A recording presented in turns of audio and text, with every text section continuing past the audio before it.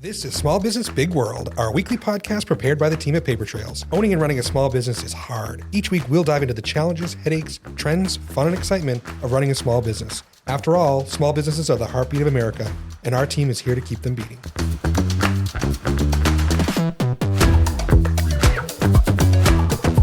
Welcome to Small Business Big World, our weekly podcast talking about all things small business, compliance, headaches, fun, the joy of small business ownership. Today I've got Nate Moody here with LaBelle and Harriman, repeat guest actually. Wonderful to have you back. Thanks for joining us. Thanks for having me. Yeah, so just a little housekeeping at the top here. Don't forget, please like us, follow us, subscribe on Apple Podcasts, Spotify, Instagram, TikTok, all those fun things. Keep an eye on us. We do have our Small Business Big World Facebook page, our Facebook group, set up. So if you have questions for any of our providers, you certainly can reach out on that. Don't forget, you can also email us, smallbusinessbigworldpodcast@gmail.com. So today we are going to talk about uncommon employee benefits and new employee benefits that can be offered that are outside of your normal health and dental and vision and all the other things that, quite frankly, employees have come to expect, right? Mm-hmm. So, we see in our industry that I was talking to one of our colleagues today and basically said, the pool of applicants is not a pool anymore, it's a puddle, right? It's become, so hard to find people. So we all have to dig deep in our toolboxes and figure out ways to recruit and retain, of course, our employees, and then create a culture that we want for our employees and for our clients. So what are some of the things that you're seeing, in the industry with these folks? What are people doing in terms of, new employee benefits or different benefits? Yeah, I think before we even get into the specific benefits themselves, I think one of the biggest trends that we've seen is just the paradigm between what an employee's expectation of their employer has changed so much over the last 10, 20, 30 years, where it used to be, we talk about work-life balance, those were truly separate, right? And we're starting to see at least employees look to their employer for assistance with all these areas of their life that I think for maybe older generations, they never would have dreamed of going to their employer for help in some of these different areas. So that's one of the big trends we've seen. Employees just expect their employers to be thinking about their retirement and be thinking about all these other financial benefits that historically have stayed a little bit separate. Plus, I think, with every new generation, there is something to be said for the more things change, the more they stay the same. But I do genuinely think that every generation has some unique financial challenges that they face. And one of the biggest ones that we're starting to see is on the student loan debt side, right? I think it's right up there with, a couple other, I think it's credit card debt and mortgage debt as being, one of the three highest consumer debts nowadays. And unfortunately is not going the right direction. Then we've seen what a political football student loan forgiveness has become. And so the good news is there has been a lot of legislation of late that has incentivized private solutions to student loan assistance. And what I mean by that is employers helping their employees with student loan debt. So certainly in the not-for-profit space, we have the Public Service Loan Forgiveness Program, which is a program in which if you work for a nonprofit or the government for 10 years, technically 120 months, and you make qualifying payments, you can have whatever your outstanding loan balance is at the end of those 10 years forgiven tax-free. So that's going to drive people into different industries right there, right? It's no more corner office. Now we're on the streets, helping folks. Exactly. And then on the for-profit side, they have a couple different tools sort of in their toolkit. The first one is what's called a Section 127, which most people will recognize as a tuition reimbursement program. And that's been around, I think, since the 80s. But then during the pandemic, and specifically from a law called CARES Act, they actually expanded the definition of tuition reimbursement to include student loan reimbursement. And the breadth of applicability for that program was cast very wide as a result of that, because there's not a ton of employees who are working full-time going back to school that need tuition reimbursement, but there's a lot of employees who have student loan debt. And so basically what that program allows is for an employer to reimburse an employee up to $5,250 per year and have it excludable as income, which most of the time you're helping an employee pay off any form of debt that's considered compensation. You got to pay income tax, got to pay payroll tax, always a lot of taxes. So that's a really, really powerful benefit. And one of the greatest things about it is that it doesn't fall within ERISA. So you can be somewhat discriminatory with who you provide it to, how much you provide. You can link it to tenure. And then on the heels of that was Secure Act 2.0, which was a major retirement plan piece of legislation passed in 2022, was it introduced the ability to provide a retirement plan match on behalf of an employee's student loans. So what does that mean? It actually came about as a result of a company, Abbott Laboratories, who most people are more familiar with, particularly in New England, after the pandemic, because they were doing a lot of the COVID testing. They identified a huge population of employees who were not able to take advantage of their 401k match because all their money was going towards student loan debt. And so what Abbott Laboratories did was it went to the IRS, got a private letter ruling that basically said, hey, if you make payments towards your student loans, even if you're not participating in the 401k, we'll still recognize those payments and put money into the plan on your behalf. So no longer did employees have to choose between paying down their debt or saving for retirement. Now Abbott Laboratories helped them do both. Congress and the IRS looked at that and said, hey, that's a pretty cool idea. We should allow everybody to do this. And that was actually included in that Secure Act 2.0. So now, actually effective for 2024, you can do that. So that's a really unique benefit. I mean, that's kind of combining both worlds. That's really neat. What when you talk about this education reimbursement, it's tuition reimbursement. Does the company make the payments for the employee, or are they just put it in their check and the employee still has to make their payments, right? See, this is where every business owner is probably looking at it saying, how am I going to record keep that? How do I know they're going towards student loans and that I'm not going to be paying this person some loan reimbursement? Then they show up in a brand new, Ford F-150. There's always the ability for abuse in these programs. But the good news is for the Section 127, the education reimbursement, it is a self-certification, which is nice. So an employee can self-certify that they are truly a student loan debt, and then the employer does not have to necessarily make them directly to the loan. So you don't have to get involved in how much your employee owes or anything like that. They can just make that reimbursement right to the employee. And they don't have to do the full amount, right? You could say, hey, I only want to I'll give you $100 a month towards that. It doesn't have to be the full max out, right? That's exactly right. And what we often see is it actually tied to tenure. So, okay, you come work for me for a year and I'll give you $50 a month towards your student loans. You spend 2 years with me, I'll give you $100 a month. 3 years, I'll give you $150. And so you're stacking and trying to build longevity at the same time. Exactly. Which, of course, retention is just as important as recruiting, right? 100%. Trying to keep people, for varying reasons is hard. So what, we've talked a little bit before about kind of the ESOPs, and that's one that's a pretty unique situation as well. But these employee stock ownership plans where the employee is getting ownership of the business. And that's not something that most employees are used to, right? What's that look like in terms of a benefit? What's the mindset in going there and the culture in creating one of these? Yeah, I think, unfortunately, that it's not always, ESOPs aren't always put in place because of the cultural component, although I'm somebody who grew up in an ESOP-owned business, and I feel strongly, as my dad did when he first transitioned our family business to a minority and now a majority ESOP, that you should do it for that reason. I think at times you see it as an exit strategy. But I think part of why we've seen ESOPs become so powerful, and I'm going to kind of bring in some of my retirement plan trends, is we've seen this big push as every employer has started to realize that their employees expect a lot out of them, right? Every employer is expected to be a mission-driven organization, regardless of whether they're for-profit or not-for-profit. People want to work for a company they believe in. They want to be able to post on social media what they're doing and why it matters.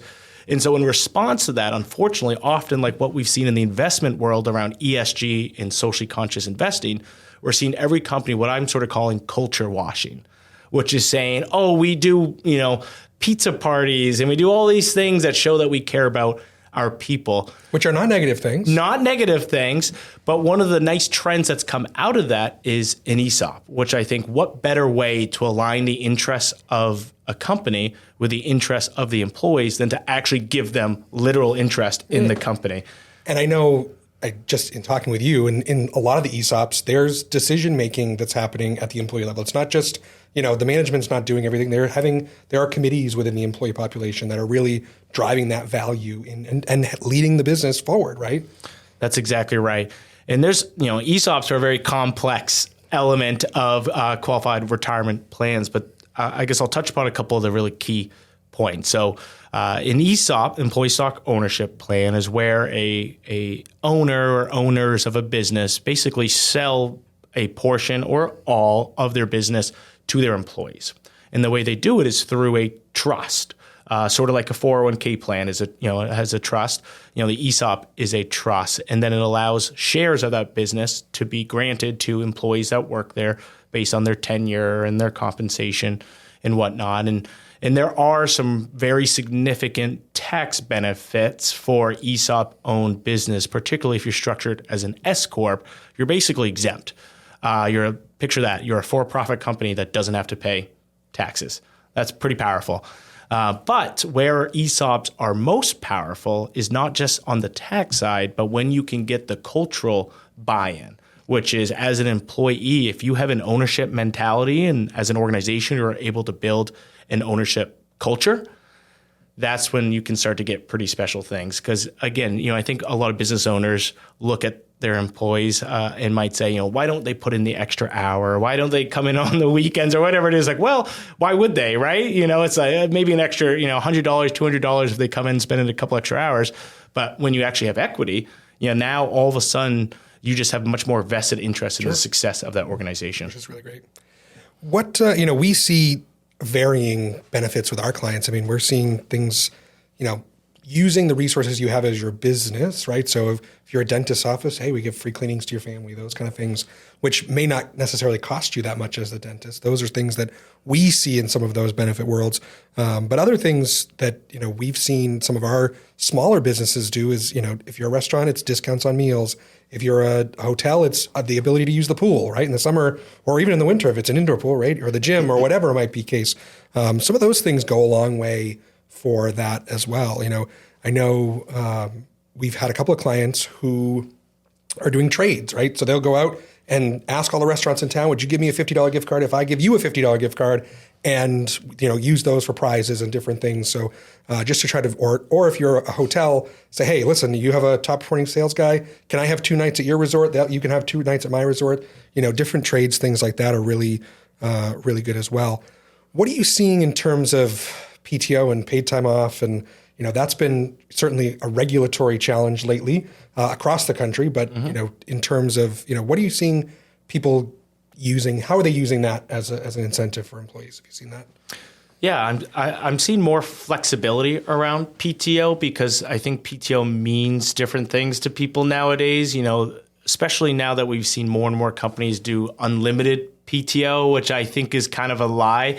I think one of the more powerful things is, offering PTO, but actually creating an environment where people can take PTO, right? Because you can say you offer unlimited PTO, but if somebody comes back to an inbox of 1,000 emails every single time they want to leave, they can never truly unplug. Another thing we've seen, not to sort of keep coming back to student loan debt, is actually the ability to, instead of cashing out their PTO, but actually convert their PTO towards money towards their student loans. And actually Unum is one of the big employers here in Maine, down in Tennessee, that's implemented that program. So you have ability to cash out PTO and spend it towards your student loans. Other That's things interesting. I wonder psychologically, how does that, so we talked about unlimited PTO. We have unlimited PTO, and it's been an interesting journey for us here. That's probably a topic for a whole nother episode, but it's been, it's interesting to me that you're incentivizing people to not take your PTO by getting a cash out towards your student loans. I think culturally, that's probably great for the business, but is that great for the employee? I don't know. It's just I hadn't even heard of that. So. Yeah, I think the idea is trying to, again, be flexible with the benefits you provide, recognizing that for some younger people, they might rather have less student loans than an extra day off, right? For different people, they have different priorities. Some people might say, those student loans are still going to be there whether I take my PTO or not. So I'm just going to take my PTO because I want to, go on vacation, whatever it is. But for others, that really want to prioritize that. And that could be, a more tax efficient way of taking that PTO as opposed to just directly cashing out.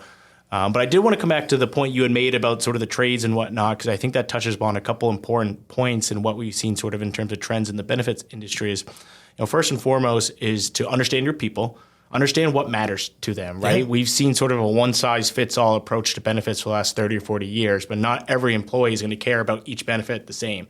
And that's why I think you see like record disengagement with benefits programs, right? And so being very thoughtful around what your population is looking for in benefits. Second thing that I think is perfect is not every benefit has to be this massive plan, this massive program that requires a ton of administration and costs a ton. Something as simple as a gift card for a restaurant worker, a reciprocal program. I mentioned my family business. It's a car repair, collision repair. And so you can imagine most of the people that work there are very passionate about vehicles. And so a couple of things that they've implemented is paying for AAA membership. And that's $50 a year? If that, right. Exactly. And it's one of the most meaningful, and they do a benefit survey every year, and one of the most highest rated benefits they provide. One of the things they did recently is a calendar. So they create a calendar, and they actually go out to 12 coworkers every year and take professionally staged photos of cars that they might have restored. Because again, you would think car repair, most people are car junkies. So people have, old American muscle cars, they got new jacked up trucks, whatever it is. And so that's something, and then you can share them with your family. Just little things like that. Yeah, and that, do you take pride in your work? That's, hey, I'm April, right? That's exactly I'm Mr. right. April, right? That's exactly right. Yeah, Mr. December. Fun. Yeah. Yeah, no, that's exactly neat. right. That's fun. It's those are interesting things, and certainly, we've talked about a lot of these different things, and one, disclaimer is some of these have tax implications, right? Mm-hmm. So if you're, the Section 127, that's a specific carve out. We've talked about, the gift cards and those types of things. Those may need to be paid, taxable fringe benefit status, right? So the employee, in order for you to deduct them as the business, the employee may need to take, that benefit on their W-2 as taxable income. Certainly, we've seen some great clients who have said, hey, Susie worked for me for 40 years. I sent her to Aruba as a thank you. That was a $5,000 trip. On her last check, we have to tax her on that, right? Which sometimes is not a great goodbye, but you could bonus them out a little bit to cover that as well. I mean, there's ways around that, but things to think about in any benefit plan that you're looking at is what that tax implication looks like for you, not just on your budget, but also on the employees as well. So, some of these newer and more modern benefits haven't caught up to the same tax status as the good old standbys like health insurance and dental and those kind of things, where there's tax-free options. So certainly more and more coming down the road, the 127s and things like that. But and there's actually one additional program that we've started to explore a little bit, which is Section 129, which is actually a dependent care benefit that is also excludable from income. So it's a tax advantage program. And I think any parent across the country can attest to how insane the child care space has gone, how expensive it is, and especially nowadays where typically you have both parents working, right? This can provide a really, really nice benefit, particularly for younger parents. So there are actually a lot of tax advantaged benefits out there in addition to some of these fringe benefits. Yeah, I mean, there was discussion. I was at a Chamber of Commerce board meeting just a couple weeks ago, and there was a group of employers here in town that were talking about trying to start their own daycare, right? One of their big barriers to hiring folks was childcare. There's not a lot of childcare centers accepting new kids. There's I have friends that have, having children, they find out they're pregnant, and the first thing they do, they don't tell their family, don't do anything. They get on a waiting list somewhere for daycare, right? Especially if both parents want to work, right? That's huge. And the cost is atrocious. It's a mortgage payment for most people. So it's, it's awful. But, seeing that employers, certainly some large employers are already doing that, right? I know we talk about Unum here, I'm pretty sure has a daycare center here in Maine. But it was interesting to see that some of these decent-sized local businesses were saying, how can we band together in order to provide the service that our employees need? It sounds, weird, but things like transportation, sometimes that's a barrier to getting employees. And these are benefits that you might be able to offer. If there's, public transportation, if there's parking, certainly in the cities, right? Parking is a premium, and there are tax advantaged benefits to reimbursing for parking and transit that you could use as benefits as well. So certainly different tools in the toolbox. I think, like you said, it's really important to go back and say, what do my employees want? Right? What do they need? What can I, I've seen it in some of the more blue collar spaces where folks may not have a great home life. They're not stable at home for whatever reason, right? It could be, just they don't have good housing. First of all, they may have had something in the past, but they want to come to work. how do we engage them and help them have a good home life so that they can have a good work life, right? And I think that's where more employers are going. It's a lot more of that touchy-feely stuff, and especially for the folks that don't have that deep bench of HR, it's hard, right? I was talking to somebody else that said, I have folks that are formerly incarcerated employees. The biggest thing, they can't get to work because they don't have a license. Okay, I drove someone to the DMV. I helped them fill out the paperwork because he didn't know what to do. But they have a great housekeeper now, right? And she shows up every day and things are great, and that all worked out well. And you had to put a little extra effort in the front end to get that back on the back end. But certainly just different ways of figuring out, it's not the good old days where you'd put an ad in the newspaper and 20 people would show up on your doorstep. It's, you have to really, recruit and attract and build a culture that people want to work for. I mean, we see here, most states have best companies to work for, right? I'm excited. We finally hit the 15 employee threshold. I've already paid my fee this year to get, included in that and try to be nominated for one of those, just because I think it's important in our recruiting efforts for, our employees. I have great retention here at Paper Trails, which I'm wonderful. I have an amazing team, but it's trying to keep that and then now grow us and continue to service our clients as all of this stuff keeps changing, and our clients come to us for more of this. So, it's an interesting world to be an employer today. I think the retention piece is an important one, especially nowadays. And I hate this stereotype, but I think it is probably true. As millennials, which I fall under, are not probably as loyal potentially as past generations, and you do see a lot more turnover and people jumping jobs. And so any ability to sort of build that loyalty and to keep somebody, because especially in nowadays when it's so difficult to hire anybody, that you want to hold on to your good people. Absolutely. With like an iron fist. And I think there's two elements to this benefits discussion, right? It's designing a great benefits package, which we've talked about, might be, your sort of your big ticket items, but also, peppering in some things that are sort of hyper relevant to your group. But I think a piece that gets lost, especially nowadays, is how do you best communicate that benefits package to your employees, especially right now, recognizing that, you have people, Gen Z, millennial, Gen X, baby boomers, the way those people interact and consume information might vary quite significantly, sure. Right? We still have, we go to clients who want paper enrollment forms. Other people look at us when we go to give them a paper enrollment form like we have two heads. They want a mobile app or they want to do it on the internet. And so my point being is you have to be thoughtful, not just with what benefits you offer, but how are you communicating them such that your employees are going to understand them?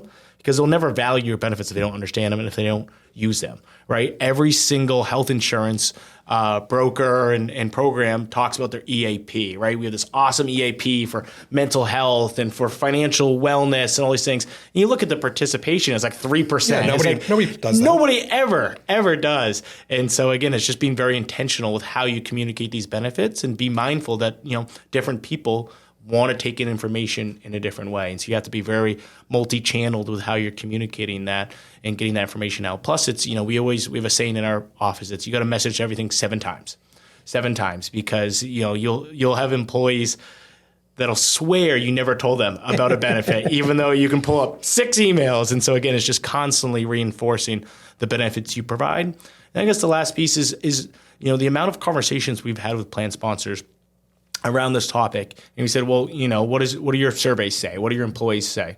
And you go, what do you mean?